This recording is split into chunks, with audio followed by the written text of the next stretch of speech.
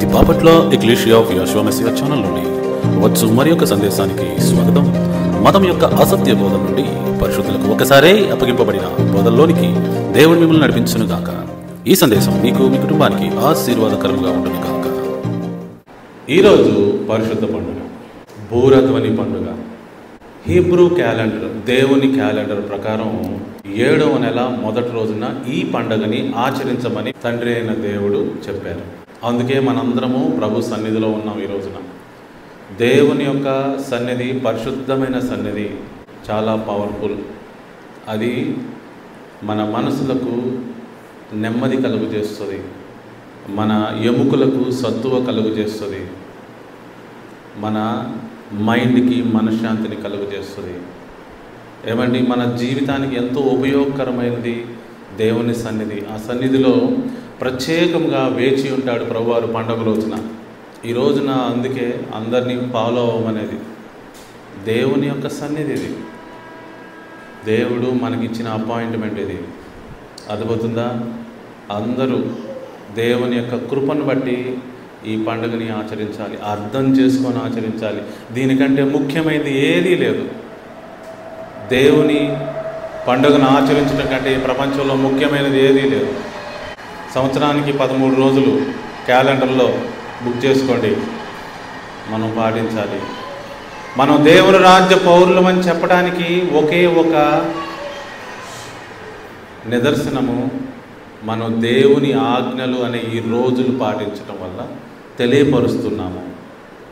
లేకపోతే మనం దేవుని రాజ్య పౌరులమని తెలియపరచబడదు.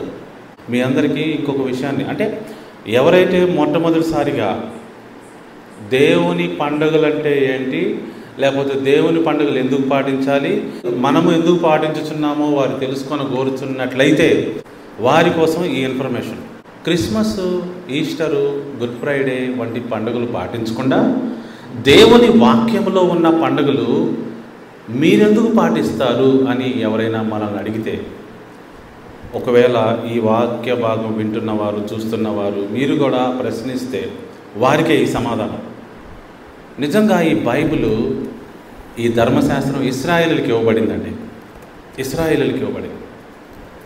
వారికి ప్రభువారు నిబంధన చేసి ఈ పండుగలు ఇచ్చాడు. మీరు నా ప్రజలు, మీకోసం నేను ఈ పండుగలు ఇస్తున్నా, మీరు ఫాలో అవ్వాలి. మరి మనం ఎందుకు ఫాలో అవుతున్నాం? చాలామంది మనం యేసుక్రీస్తు సంబంధులం కదా, మనం ఫాలో అవ్వాల్సిన పని లేదు కదా, అవసరం లేదు కదా అని చాలామంది అంటూ ఉంటారు. నిజానికి అది తప్పు. ఎలాగో నేను ఇప్పుడు చెప్తాను. మనందరము పాటించబద్ధులమై ఉన్నాము. మీరేమైనా ఇశ్రాయేలులా ఇది ఫాలో అవటానికి అని చాలామంది అంటారు. నిజమే, మనందరం ఇశ్రాయేలుమే. మొదటి నిబంధన అంటే పాత నిబంధన ఇశ్రాయేలుతో చేశాడు ప్రభువారు. వారికి నియమ నిబంధనలు, ధర్మశాస్త్రము అనుగ్రహించాడు మోషే ద్వారా. అందరూ గమనించాలి. అయితే ఇశ్రాయేలీలు ఆ నిబంధన ప్రకారం నడుచుకోకుండా దాన్ని అతిక్రమించారు. దాన్ని చక్కగా ఫాలో అవ్వలేకపోయారు. అణువణువున ఆ యొక్క దేవుని నియమాలని అతిక్రమించి వారి పైకి శాపాలు, శిక్షలు తెచ్చుకున్నారు. ఏ బానిసత్వం నుంచి అయితే వచ్చారో ఆ బానిసత్వానికే వెళ్ళిపోయారు. కేవలం దేవుని యొక్క ఆజ్ఞలు పాటించకపోవటం వలన, దేవుని పండుగలు పాటించకపోవటం వలన, దేవుని పరిశుద్ధ దినములు పాటించకపోవటం వలన. ప్రభువారు అన్నాడు, ఇర్మియా నువ్వు రాయి, నేను చెప్పేది అన్నాడు. ఇర్మియా రాశాడు. ఇర్మియా గ్రంథం 31వ అధ్యాయంలో ఉంటుంది. ఏమని? ఈ ప్రజలకి, ఈ ఇశ్రాయేలీలతో నేను ఒక కొత్త నిబంధన చేస్తా. వీరు నా ఆజ్ఞలు పాటించలేక ఫెయిల్ అయిపోయారు కదా, అందుకే ఇలా శిక్షలు అనుభవించుతున్నారు కదా. కాబట్టి నేనేం చేస్తానంటే ఒక ప్రత్యేకమైన నిబంధన చేస్తా. ఆ నిబంధన ద్వారా ఏం చేస్తానో తెలుసా? వీరి హృదయాల మీద నా ఆజ్ఞలు రాస్తా, వీరి మనసుల్లో రాస్తా. వీరు తప్పిపోకుండా ఒక పరిశుద్ధాత్మ శక్తి ద్వారా వీరికి లోపలికి నా యొక్క పరిశుద్ధ ఆజ్ఞలు మనసులో రాస్తా అని ప్రభువారు ముందే వాగ్దానం చేశాడు. యేసు ప్రభువారి ద్వారా చేశాడు. యేసుప్రభువు వారి ద్వారా మనందరికీ పరిశుద్ధాత్మ అనుగ్రహించబడింది. ఆ విధంగా మనందరము పరిశుద్ధాత్మను పొందుకున్నాం. మనకంటే ముందుగా ఇశ్రాయేలీయులు పొందుకున్నారండి. ఎందుకంటే వాళ్ళతో వాగ్దానం చేశాడు కదా, కొత్త నిబంధన మీతోనే చేస్తానని చెప్పేసి. హెబ్రీయులకు రాసిన పత్రిక 8వ అధ్యాయంలో, 9వ అధ్యాయంలో, 10వ అధ్యాయంలో గమనిస్తే ఈ విషయాలు స్పష్టంగా మనకు తెలియపరచబడతాయి. కాబట్టి కొత్త నిబంధన ఇశ్రాయేలుతో చేశాడు, పాత నిబంధన ఇశ్రాయేలుతో చేశాడు. పాత నిబంధనలో ఇచ్చిన ధర్మశాస్త్రమే కొత్త నిబంధనలో కూడా హృదయాల మీద రాశాడు. ఎందుకంటే దాన్ని పాటించలేకపోతున్నారు కాబట్టి. ఇప్పుడు చెప్పండి, యేసుక్రీస్తునందు విశ్వాసం ఉంచున్న వారు ఎవరవుతారు? కొత్త నిబంధన ప్రకారం ఇశ్రాయేలులే అవుతారు. సో ఇశ్రాయేలుకి ఇచ్చిన ధర్మశాస్త్రం ప్రకారం ఈ పండుగ ఇప్పుడు నేను పాటించాలి, నువ్వు పాటించాలి, నేను పాటించాలి. ఒకవేళ యేసు ప్రభువు నందు విశ్వాసం ఉంచితే అలాగని ఆలోచించాలి. కానీ మీరేంటి పాత పండుగలు పాటిస్తారు అనకూడదు. నిబంధన వారిది, ఆజ్ఞలు వారివి. యేసు ప్రభువారు యూదుడు, దేవుడు యూదుల దేవుడు, ఇశ్రాయేలుల దేవుడు. ఇశ్రాయేలు దేవుడిని మా దేవుడు అనుకుంటాను, నువ్వెవరివి? కొత్త పండుగలు పెట్టుకుంటున్నావు, నువ్వెవరివి? ఓ క్రైస్తవుడా, నువ్వు సీన్లో లేవు, బైబిల్లో లేవు. కొత్త నిబంధన ఇశ్రాయేలుతో చేశాడు కదా, వాళ్ళది ధర్మశాస్త్రము, వాళ్ళది పండుగ, వాళ్ళ దేవుడు ఆయన. ఇప్పుడు ఎవరైతే అన్ని జనులు యేసుక్రీస్తునందు విశ్వాసం ఉంచుతున్నాడో వాళ్ళు ఇశ్రాయేల్లో కలుస్తున్నారు.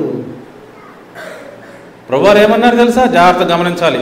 ఇప్పుడు మనం ఎందుకు ఈ పండుగ చేస్తున్నామంటే ఇంకొంచెం లోతుకు నడుపుదాం నావని.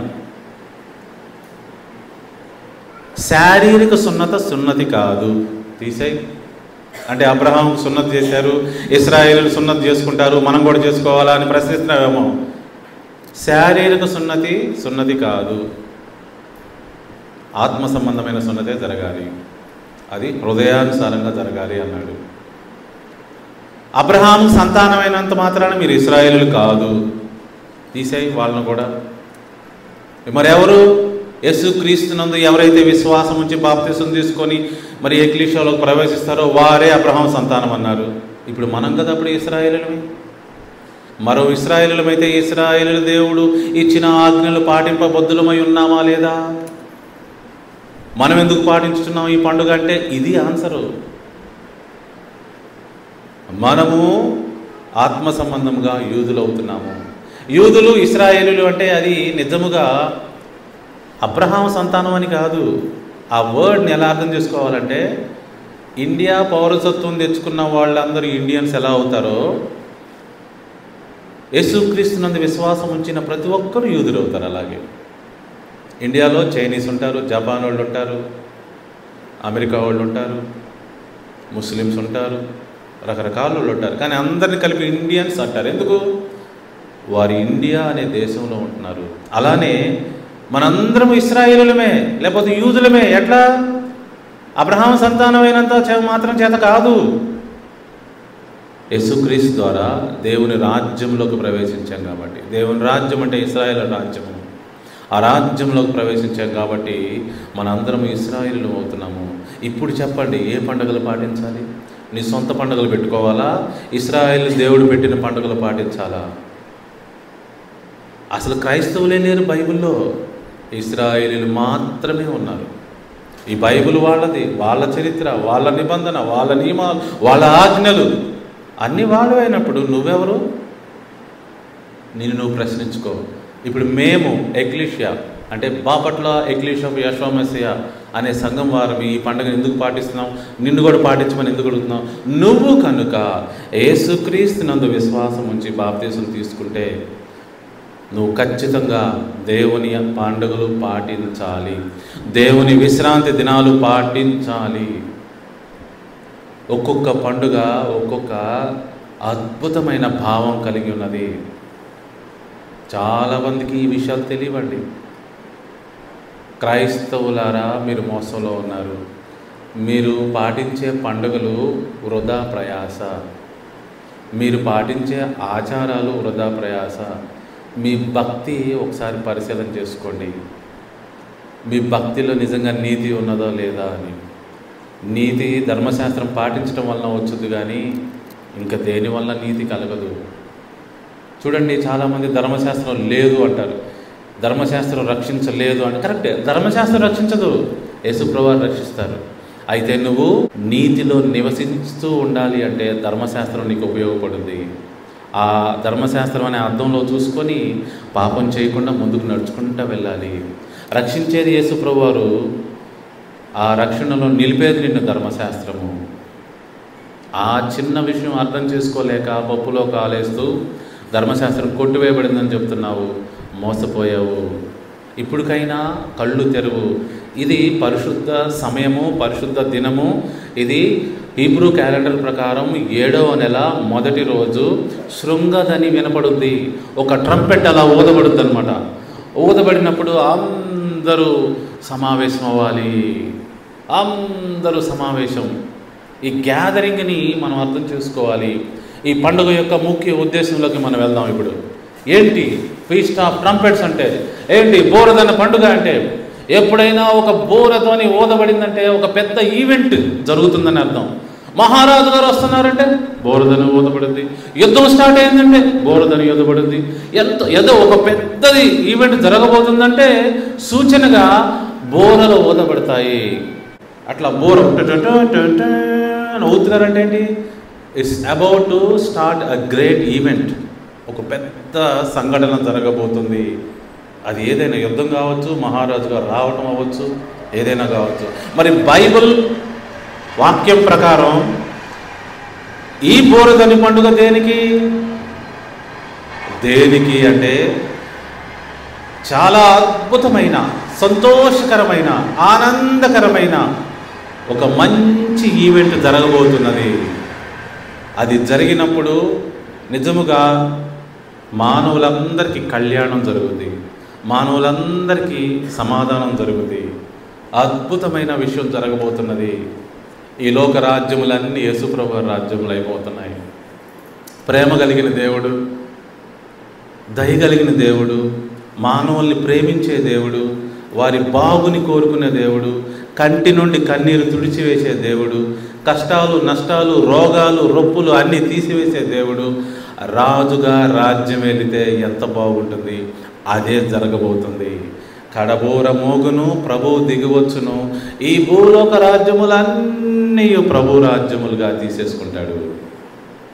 దేవుని రాజ్యం స్టార్ట్ అయ్యింది. సో ఏ ఈవెంట్ కోసం ఇది బోర ఊదబడుతుంది? ప్రభువారు దిగి వస్తారు. రెండవ రాకని తెలియపరుస్తున్నది ఈ యొక్క కడబోర ధ్వని. మనందరము విశ్వాసం ఉంచి పరిశుద్ధంగా జీవించి ఎంత చక్కగా దేవుని సన్నిధిలో చక్కగా ముందుకెళ్ళటం దేనికి అనుకుంటున్నారు? ఇది జరగటం కోసమే. ఈ ఈవెంట్ జరిగితే సదాకాలం యేసుప్రభు వారితో ఉండబోతున్నాము. నిజంగా ఆ యొక్క పరిస్థితి అనుభవిస్తే కానీ తెలియదు. పొందుకున్న వాళ్ళకే అర్థమైందని రాయబడి ఉంది. ఏమేమి రాయబడి ఉన్నాయి తెలుసా? చూడండి, మొదటి దెస్సలోనీయులకు రాసిన పత్రిక 4వ అధ్యాయము 16వ వచనం. ఆర్భాటముతోనూ ప్రధాన దూత శబ్దముతోనూ దేవుని బోరతోనూ పరలోకము నుండి ప్రభు దిగివచ్చును. క్రీస్తునందుండి మృతులైన వారు మొదట లేతురు. ఆ మీదట సజీవులమై నిలిచియుండు మనము వారితో కూడా ఏకముగా ప్రభువుని ఎదుర్కొనుటకు ఆకాశ మండలమునకు మేఘముల మీద కొనిపోబడుదుము. కాగా మనము సదాకాలము ప్రభువుతో కూడా ఉందుము. చూడండి, ఈ ఈవెంట్ జరగబోతుంది. ఈ పండగలో ఈ ఈవెంట్ జరుగుతుందంటే ఈ పండగ నెరవేర్పు అని అర్థం. ఈ బోర ధ్వని, కడబోర మోగును, అప్పుడు ప్రభువారు ఆకాశంలో దిగివచ్చును. అప్పుడు 2 ఈవెంట్స్ జరుగుతాయి అంట. ముందుగా ఏం జరుగుతుంది? క్రీస్తునందుండి మృతులైన వారు అంటే విశ్వాసులై చనిపోయిన వాళ్ళు, సమాధిలో ఉన్నవాళ్ళు. అందరూ కాదండి, విశ్వాసులై చనిపోయిన వాళ్ళు మాత్రమే లేపబడతారు. ఆ తర్వాత మనం సజీవులుగా ఉన్నాం అనుకో, యేసుప్రభు వచ్చే సమయానికి భక్తులుగా ఉన్నాం, విశ్వాసులుగా ఉన్నాం అనుకోండి, మనము కూడా రెప్పపాటులో మారిపోతాము అని రాయబడింది అక్కడ. అర్థమవుతుందా? మనందరము ఆయన్ని ఎదుర్కోవటానికి వెళ్తాము. ముందుగా చనిపోయిన వాళ్ళు, తర్వాత బతికి ఉన్నవాళ్ళు కలుసుకొని దేవుని యొక్క కుమారుడిని కలుసుకుంటారు. ఇంకెప్పుడు ఆయన వేయడమంట, ఆయనతోనే ఉంటాం. ఈ కడబోర మోగును, ఇది జరుగును. ఎప్పుడైనా సరే చక్కగా ప్రార్థనతో చదివి బైబిల్ని అర్థం చేసుకోవడానికి దేవుని శక్తిని అడగాలి. ఎలా పడితే అలా ఉండదు. ఎందుకంటే ప్రభువారు మీనింగ్స్ లేకపోతే భావాలు లేకపోతే వాక్యాలు బైబిల్ అంతటా పెడతాడు.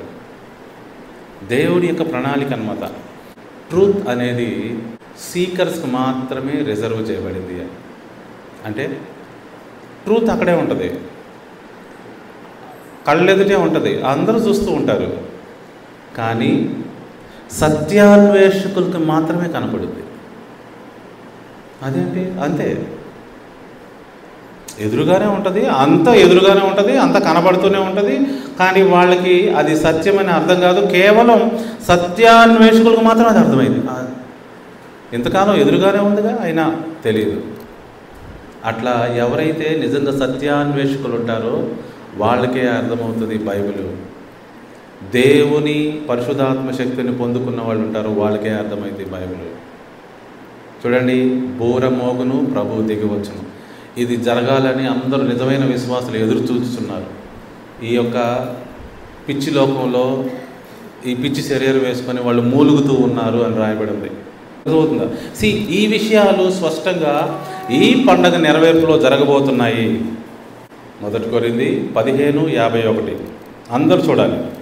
ఇదిగో ఒక మర్మము తెలుపుచున్నాను, మనమందరము నిద్రించము కానీ నిమిషములో ఒక రెప్పపాటున కడబోర మ్రోగగానే, అదిగోండి బోర, కడబోర మ్రోగగానే మనమందరము మార్పు పొందుదుము. బోర మోగును, అప్పుడు మృతులు అక్షయులుగా లేపబడుదురు, మనము మార్పు పొందుదము. చూడండి, క్షయమైన ఈ శరీరము అక్షయతను ధరించుకొనవలసి ఉన్నది, మర్త్యమైన ఈ శరీరము అమర్త్యతను ధరించుకొనవలసి ఉన్నది. ఈ క్షయమైనది అక్షయతను ధరించుకున్నప్పుడు అప్పుడు ప్రశ్న ఏంటంటే, విజయమందు మరణము మింగివేయబడెను అని రాయబడిన వాక్యం నెరవేరును. ఓ మరణమా, నీ విజయం ఎక్కడ? అంటే ఏంటో తెలుసండి, అందరమీ మరణాన్ని మింగేస్తాం, మరణం దాటేస్తాం. ప్రతి ఒక్క జీవితానికి మరణం అనేది ఎదురుగా ఉంది. ఎవరు దాన్ని దాటెళ్ళలేరు. ఏంటి, దాన్ని జంప్ చేసి దాటెళ్ళే స్తోమత ఎవరికీ లేదు.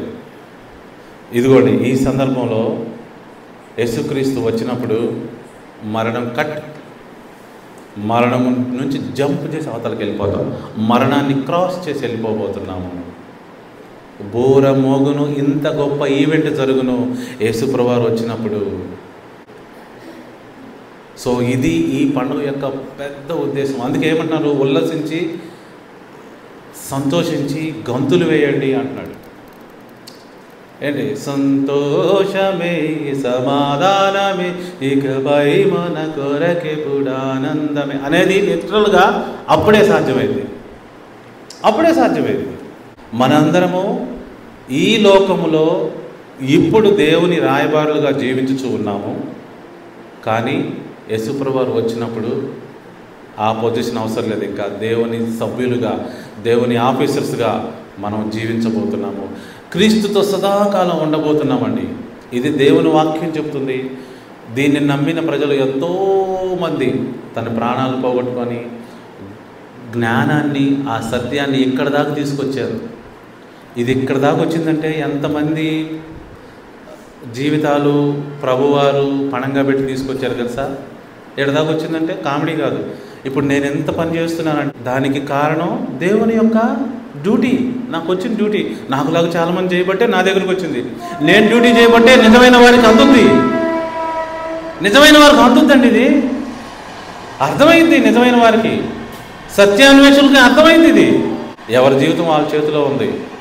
ఈ పండుగ పాటించమన్నప్పుడు ఎవరు పాటించలేదు, ఎందుకు పాటించలేదు వాళ్ళు అర్థం చేసుకోవాలి. నేను బలవంతం చేసినంత మాత్రం పండుగ ఎందుకు పాటించాలి? నీ జీవితమే ఇది అయినప్పుడు నువ్వు ఎందుకు పాటించవు? నీ జీవితానికే ఇది మూలం, బేస్. నువ్వు నేను పాటించాలి ఈ పండుగ. సో కాబట్టి ఈ పండుగకు సంబంధించి ఇంకొక వచనం చూద్దాం. యోహాను సువార్త 5వ అధ్యాయము 24వ వచనం.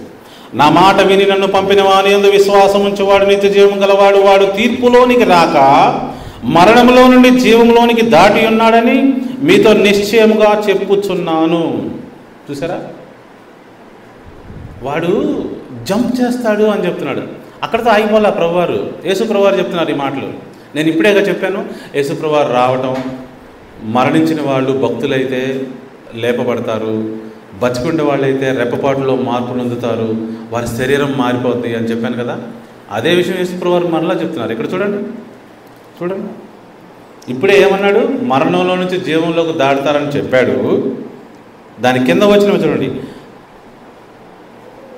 మృతులు దేవుని కుమారుని శబ్దము కడబోరా. దేవుని కుమారుని శబ్దము అంటే కడబోరా. విను, గడియ వచ్చుచున్నది, ఇప్పుడే వచ్చి ఉన్నది, దాన్ని వినువారు జీవితురని మీతో నిశ్చయముగా చెప్పుచున్నాను. ఇప్పుడు నేను విన్నానా లేదా? ఆల్రెడీ వింటే కదా ఇక్కడ ఉన్నాను. ఇండైరెక్ట్గా ఆయన ఏమంటాడంటే, ఆ బోర్ అప్పుడు మోగుద్ది, కానీ దాని సౌండ్ ముందే వచ్చుద్ది, అది విన్నవాళ్ళు సన్నిధిలో ఉంటారు. అంతే కదా, ప్రిపేర్ అయి ఉంటాను కదా, నేను ప్రిపేర్ అయి ఉంటాను. మీ అందరికి అర్థం చేసుకోవడానికి చెప్తాను. మన ట్రైన్ ఎప్పుడు ప్రయాణం? 6వ తారీఖున. ముందే ఎందుకు టికెట్ తీసుకున్నాం? ఆల్రెడీ నేను ఆ ప్రయాణం చేస్తున్నట్లు ఇప్పుడు లెక్కగా స్టార్ట్ అయ్యాను నేను. ఆ బోర్ అప్పుడు మోగబోతుంటే ఇప్పుడు నాకు వినపడినట్టు, నేను ఇప్పుడే సిద్ధపడినట్టు. చూడండి, అందరూ అర్థం చేసుకోవాలి. ఇంకా ఏమని చూడండి, కిందకు రండి.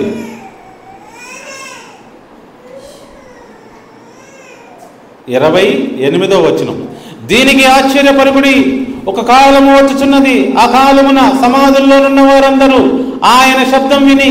ఏ శబ్దము? బోరధ్వని శబ్దము. చెప్పాను కదా, ఒక గ్రేట్ ఈవెంట్ జరగాలంటే ఇదే జరుగుద్దని. ఆయన శబ్దము విని మేలు చేసిన వారు జీవ పునరుద్ధానమునకును, కీడు చేసిన వారు తీర్పు పునరుద్ధానమునకును బయటికి వచ్చెదరు. ఈ 2 స్టేట్మెంట్లకు మధ్య 1000 సంవత్సరాల గ్యాప్ ఉంది. మేలు చేసిన వారు జీవ పునరుద్ధానానికి బయటకు వస్తారు. అంటే యేసుప్రభువారు రాగానే మొదటి పునరుద్ధానం. 1000 ఏళ్ల రాజ్యం గడిచిన తర్వాత మరలి ఇంకో పునరుద్ధానం ఉంటుంది, అది తీర్పు పునరుద్ధానం. అప్పుడు కూడా సమాధుల నుంచి అందరూ బయటకు వస్తారు, కానీ వాళ్ళు జీవానికి కాదు. ఏమని రాయబడింది చూడు అక్కడ, మేలు చేసిన వారు జీవ పునరుద్ధానమునకును, కీడు చేసిన వారు తీర్పు పునరుద్ధానమును బయటకు వచ్చేదరు. ఆ విధంగా తీర్పు కోసం, జడ్జిమెంట్ కోసం, నీకు లైఫ్ ఎలా వద్దా అన్న విషయాన్ని డిసైడ్ చేసే జడ్జిమెంటు, చివరి జడ్జిమెంటు ప్రభువారు చేస్తారు. దానికోసం వీళ్ళు మరణించిన వాళ్ళు కూడా బయటకు వస్తారు. అప్పుడు మనం చూడొచ్చు, మా తాతలు ముత్తాతలు అందరిని చూడొచ్చు. చాలామందికి డౌట్ ఏంటంటే, ఈ ప్రపంచంలో యేసుక్రీస్తు పేరే తెలియని వాళ్ళు చనిపోయారు కదా, అంటే వాళ్ళు నరకానికి వెళ్తామేనా?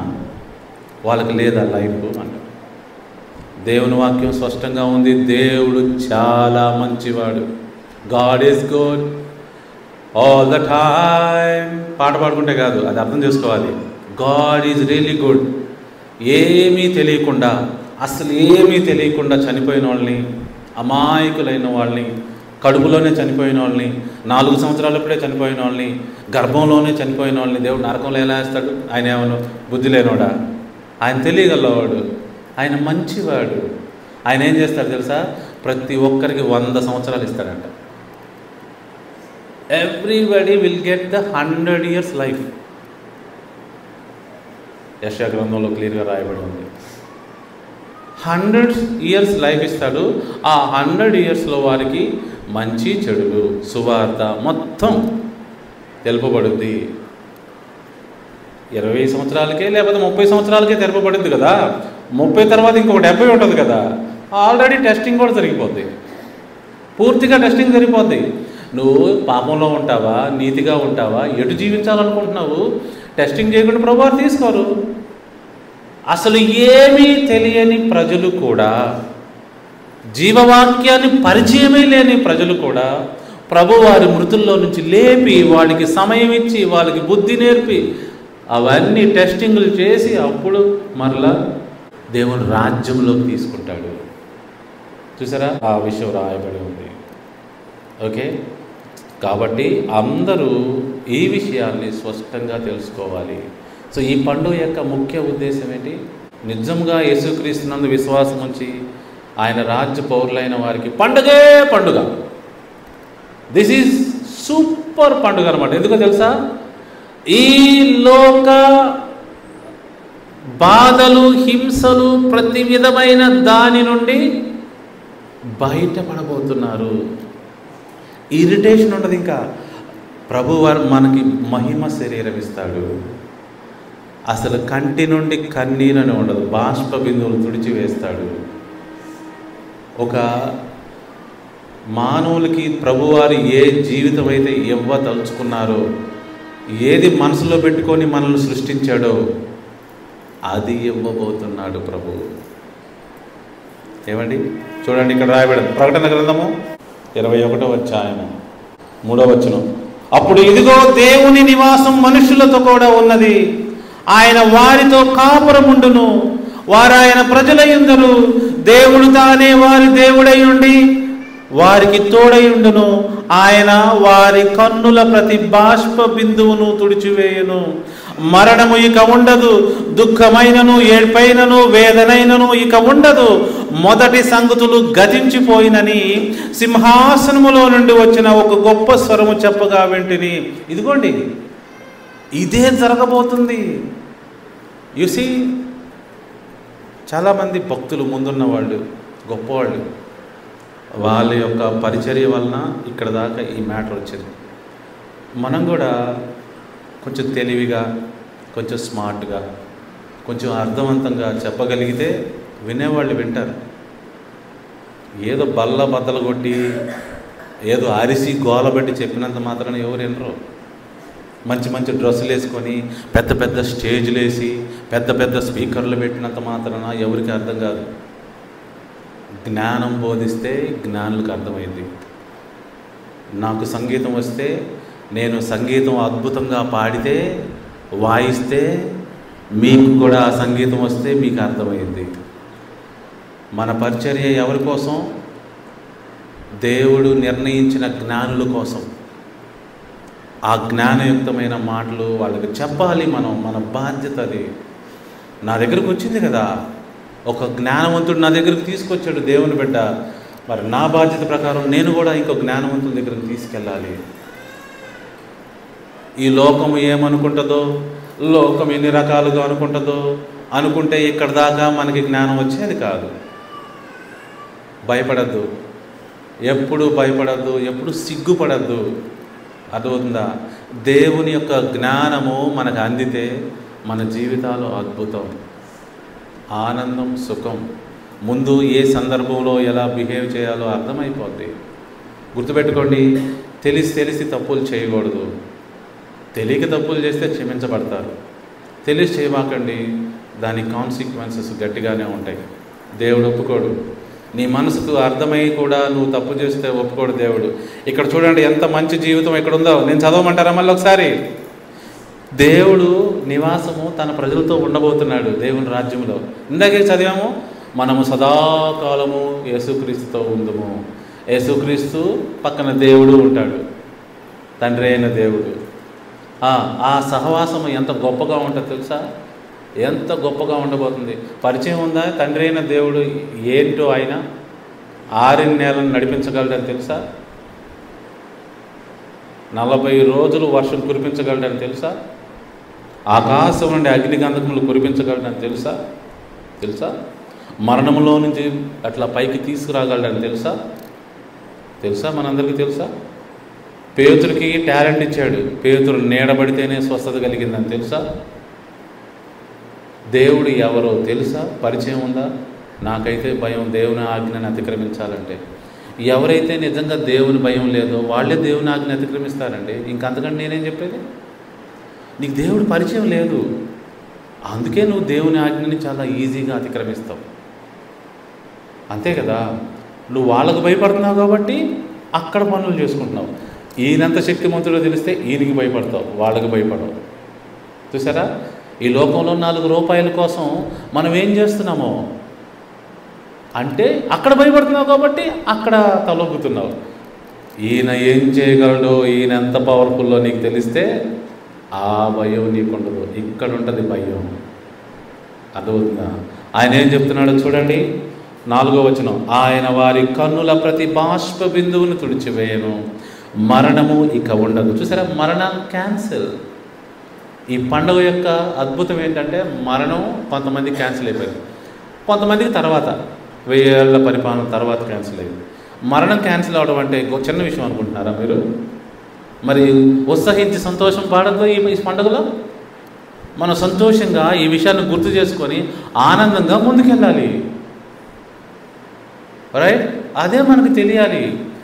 ఈ ఈ ఈ గ్రంథాన్ని, పరిశుద్ధ గ్రంథం ఎందుకు? ఇందులో ఉన్న ఆయన పరిశుద్ధుడు, పాపం చేయడు, ఆయన పాపం చేయనీయడు. ఒకవేళ ఎవరైనా పాపం చేస్తే భక్తులు వాళ్ళకి శిక్ష వేస్తాడు.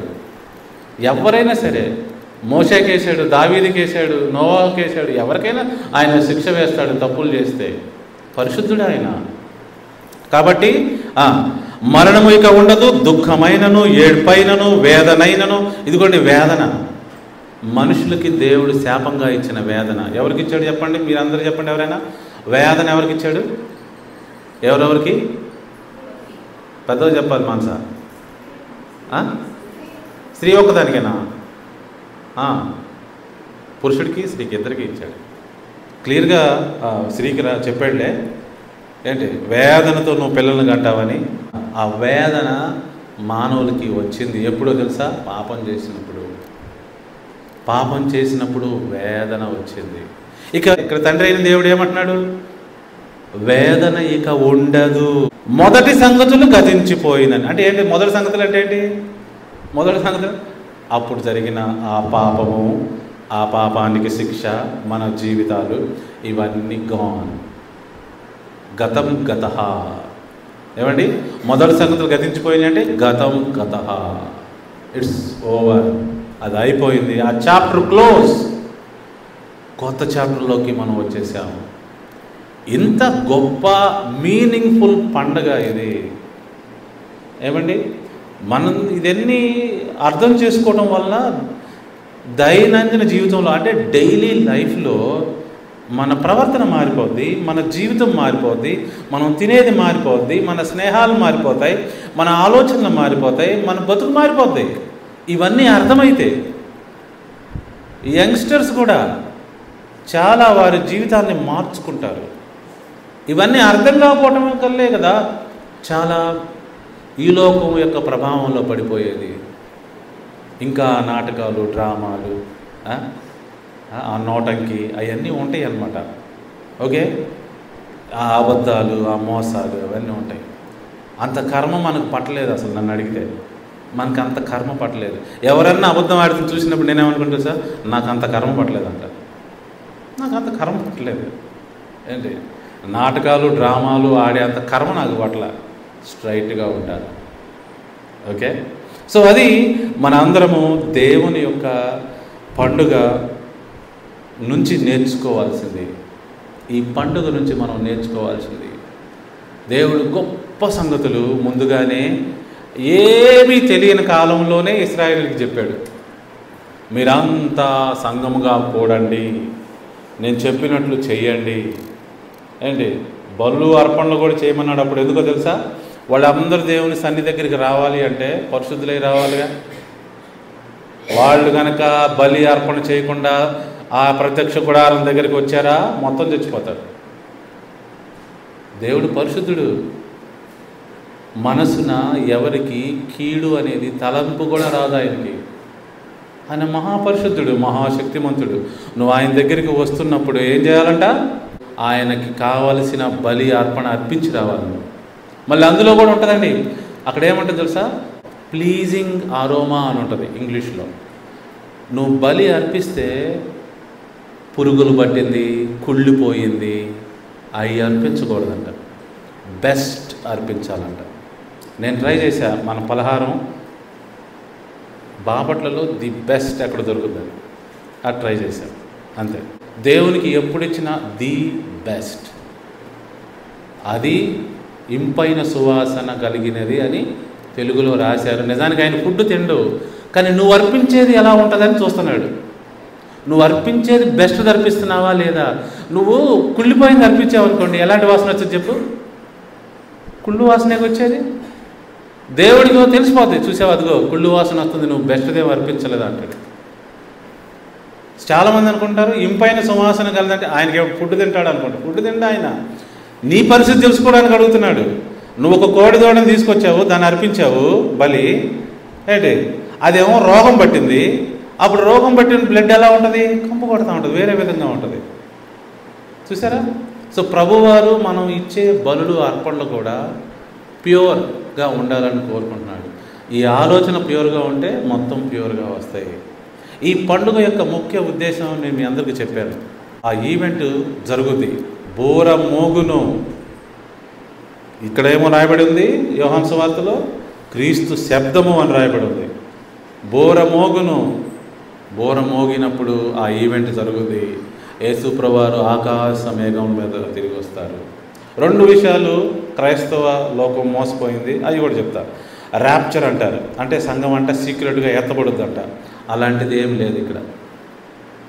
సీక్రెట్గా సంఘం ఏమీ ఎత్తబడదు. అందరూ చూస్తుండగానే యేసు ప్రభువారు దిగి వస్తాడు. ప్రతి ఒక్క నేత్రము చూచును అని రాయబడి ఉంది. అందరు లైవ్ కవరింగ్ అనమాట, ప్రపంచమంతా లైవ్ కవరింగ్. యేసు ప్రభువారు వస్తున్నారంటే అప్పటికి ఇంకా అడ్వాన్స్ అయి ఉంటుంది కదా. ఇప్పటికే చూడండి ఎంత అడ్వాన్స్. ఆకాశంలో ఏదైనా జరుగుతుందంటే కెమెరాలోనే అటు పడిపోయి యూట్యూబ్లోనే లైవ్ వచ్చేస్తుంది. యేసు ప్రభువారు రావడం లైవ్ కవరేజ్. ఆ ప్రతి నేత్రము ఆయన చూచును.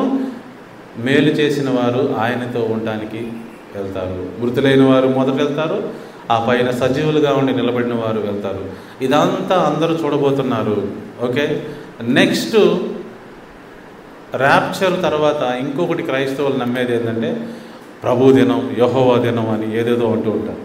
యెహోవా దినం అంటే దేవుడు మానవులకి ఇవ్వదలిచిన శ్రమలు. ఎప్పుడు మహాశ్రమలు వస్తాయి చెప్పండి? 1000 ఏళ్ల రాజ్యం తర్వాత, 1000 ఏళ్ల రాజ్యానికి ముందా? చెప్పండి. 1000 ఏళ్ల రాజ్యం తర్వాత వస్తాయా, ముందు వస్తాయా మహాశ్రమలు? అంటే యెహోవా దినము, ఆ ఉగ్రత దినము, మహాశ్రమలు. లోకం పుట్టినది మొదలుకొని అంతకుముందు ఎన్నడూ ఇట్లాంటి శ్రమ కలగలేదు. ఎప్పుడు వస్తాయి చెప్పండి? 1000 ఏళ్ల రాజ్యము తర్వాత జరిగేది తీర్పే. అప్పుడేం లేవు ఇంకా శ్రమలు. కడబోర మోగే ముందే ఒక్కొక్క బోరకి ఒక్కొక్క శ్రమ. 7 బోరలు మోగుతాయి. కడబోర అంటే 7వ బోర. మొదటి బోరకి శ్రమ, 2వ బోరకి మళ్ళీ శ్రమ, 3వ బోరకి మళ్ళీ శ్రమ, 4, 5, 6 అదిరిపోతాయి శ్రమలు. మహాశ్రమల కాలం అది. యేసు ప్రభువారు అప్పుడు దిగి వస్తాడు. విశ్వాసులైన వారి దగ్గర కూడా శ్రమ రాబోతుంది అనగా ఆయన వస్తాడు. నిప్పు అంతా అంటుకుంది, దేవుని బిడ్డల ఇల్లు అక్కడ ఉంది, నిప్పు అక్కడికి కూడా రాబోతుంది అంటే యేసు ప్రభువారు వచ్చేస్తారు. అదనమాట అంటనీయుడు. సో శ్రమలు దేవుని బిడ్డల దగ్గరికి రాబోతున్నాయి. ఇంకా నెక్స్ట్ వాళ్ళే అంటే అప్పుడు యేసు ప్రభువారు వస్తారు. అందరికీ అర్థమైంది ఇప్పుడు? సో యెహోవా దినము అంటే దేవుని ఉగ్రత దినము. ముద్రలు, బూరలు అన్నీ చెప్పబడ్డాయి ప్రకటన గ్రంథంలో. ఆ ముద్రలు విప్పబడినప్పుడు, ఆ బోరలు ఊదబడినప్పుడు ఆ శ్రమలు ఈ భూమి మీద ఉన్న జనులందరిపైన కృంభరించబడబోతున్నవి. నేను వాటిని మీకు ఎప్పుడు ఎక్స్ప్లెయిన్ చేశానా? మీరు చేయలేదనుకుంటా. ఒక్కొక్క ముద్రకి, ఒక్కొక్క బోరకి ఏ శ్రమ కలుగుద్దో స్పష్టంగా ప్రకటన గ్రంథంలో రాయబడింది. ఒక్కొక్కసారి భూకంపం కలుగుద్ది, ఒక్కొక్కసారి అగ్ని పర్వతాలు బద్దలవుతాయి. అట్లా దేవుని ఉగ్రత అనమాట. ఇన్ని సంవత్సరాలు నేను ఇచ్చినా కూడా వీళ్ళు మారు మనసు పొందలేదు, నీతికి తిరగలేదు, ఆ అబద్ధ జీవితంలోనే అక్కడే ఉండి ఆ కపటమైన జీవితమే జీవిస్తున్నారు, ఇంకా మారలేదు వీళ్ళు, నేను ఎంత అవకాశం ఇచ్చినా వీళ్ళు మారలేదు అని చెప్పి ప్రభు వారికి శిక్ష చేస్తారు. ఓకే, అందరికి అర్థమైందా? సో ఈ విషయంలో కూడా మరి వాళ్ళు తప్పిపోవడం జరిగింది క్రైస్తవులు. వాళ్ళు ఇది కూడా తెలుసుకోవాలి. ప్రభువారు ఈ పండుగలో మనల్ని ఏం చేయమంటున్నాడంటే ఉత్సహించి, సంతోషించి, ఆనందించమంటున్నాడు. ఏంటి? మంచి బట్టలు కట్టుకోండి, దేవుని నామానికి వందనం చెల్లించండి. దేవుని జ్ఞానం నేను పొందుకున్నందుకు, దేవుని యొక్క సన్నిధిలో నేను ఉన్నందుకు, దేవుని యొక్క మార్గంలో నడుచుతూ ఉన్నందుకు, ఆ నీతి అర్థమైనందుకు, ఆ నీతిలో జీవిస్తూ ఉన్నందుకు. ఇప్పుడు నిజమైన సంఘమో ఏదో, నిజమైన సంఘం ఏది కాదో తెలియని పరిస్థితుల్లోకి వచ్చేస్తారు. దేవుని వాక్యం చెప్తుంది, ఇదిగో ప్రభు అక్కడున్నాడు ఇక్కడున్నాడు అని చెప్పే కాలం కూడా వచ్చేస్తుంది. ఈ సన్నిధిలో ఉన్నాడు, ఆ సంఘంలో ఉన్నాడు, ఈ సంఘం బాగుందన్న వచ్చేసింది పరిస్థితి కూడా. ఓకే, సో ఈ కాలం కూడా వచ్చేసింది. అందరూ మరి అలర్ట్గా లేకపోతే అపవాదికి దొరికిపోతారు. రైట్, అందరూ ఈ విషయాన్ని గమనించుకొని దేవుడు మనకిచ్చిన ఈ యొక్క గొప్ప ఆధిక్యతను బట్టి ఆయనకు వందనాలు స్తోత్రాలు చెల్లించుకుంటూ సంతోషకరమైన ఈవెంట్ జరగబోతూ ఉంది. కడబోర మోగబోతూ ఉంది. ఆ బోర మోగినప్పుడు అందరూ వింటారు. అయితే నిజముగా ఆ బోర ధ్వని వలన రక్షించబడేది ఎవరు? క్రైస్తవులైతే కాదు,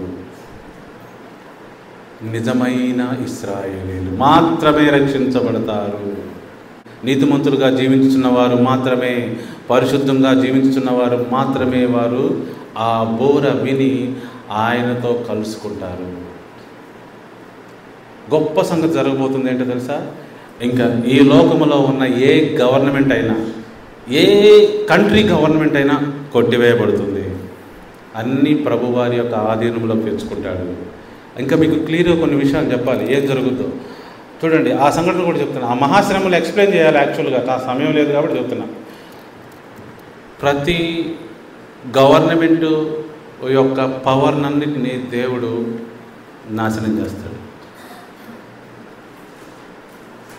అంటే వాళ్ళ యొక్క సైన్యము, వాళ్ళ యొక్క పవర్, న్యూక్లియర్ పవర్ అనుకోండి, ఏదో ఒక పవర్ ఉంటుంది కదా, ఆ పవర్నన్నిటిని, అధికారాన్ని కొట్టివేస్తాడు ప్రభువారు.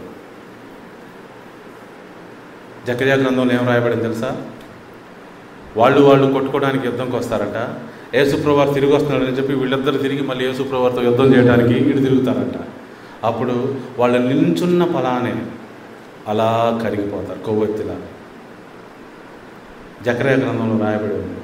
సో ఇవన్నీ జరగనై ఉన్న ప్రవచన వాక్యములు. ఓకే, ఈ పండుగ యొక్క ముఖ్య ఉద్దేశం అయితే ఏదంటే ఆ బోర మోగుద్ది, యేసుప్రభువారు రావటం, నిజంగా దేవుని బిడ్డలందరూ ఆయనని చేరటం ఇదే జరగబోతుంది. ఇక మిగతా దీని చుట్టూ ఈవెంట్స్ చాలా ఉన్నాయి, ఇప్పుడుదా చెప్పాను అవన్నీ. సో అవన్నీ కూడా ఒకదాని తర్వాత ఒకటి జరగబోతూ ఉన్నాయి. రైట్, ఇంత మంచి మరి ఈవెంట్ గురించిన ఈ పండుగని